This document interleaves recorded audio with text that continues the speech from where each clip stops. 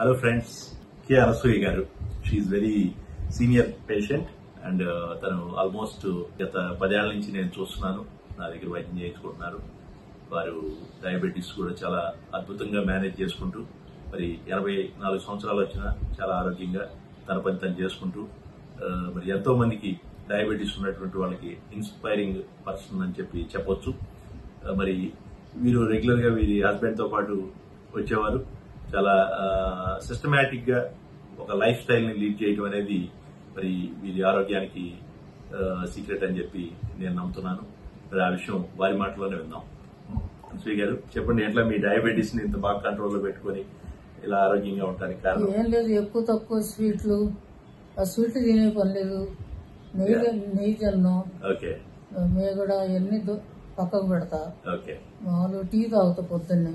Tiffin చేసిన తర్వాత ఈ vitamin powder, D vitamin powder ఇచ్చారు కదా మీరు, అది పాలలో కలుపుకొని తాగుతా ఒక కప్పు పాలు. ఇదంతే భోజనం. ఎట్లా మీరు యంగ్ పీపుల్ కి మీ అడ్వైజ్ ఏంటి? ఇప్పుడు డయాబెటీస్ చాలా చిన్న వయసులోనే వచ్చి వాళ్ళు చాలా ఆందోళనతో మరి భయపడుతూ ఉంటారు. అలాంటి వారికి మీరు చెప్పే సలహా ఏంటి? ఏం లేదు, జాగ్రత్తగా ఆహారం తీసుకునే దాంట్లో జాగ్రత్తగా ఉండటం, డైట్ జాగ్రత్తగా ఫాలో అవ్వాలి. నాన్ వెజ్ తిన్నాం, మామూలుగా శాకాహారమే.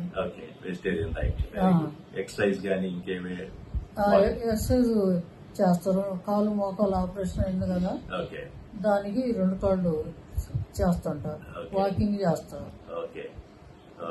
ఇక స్వీట్లు తినే పని లేదు, ఏదో ఎప్పుడో కొంచెం మందులాగా ప్రసాదం లాగా తీసుకోవాలి. ప్రసాదం లాగా. Thank you.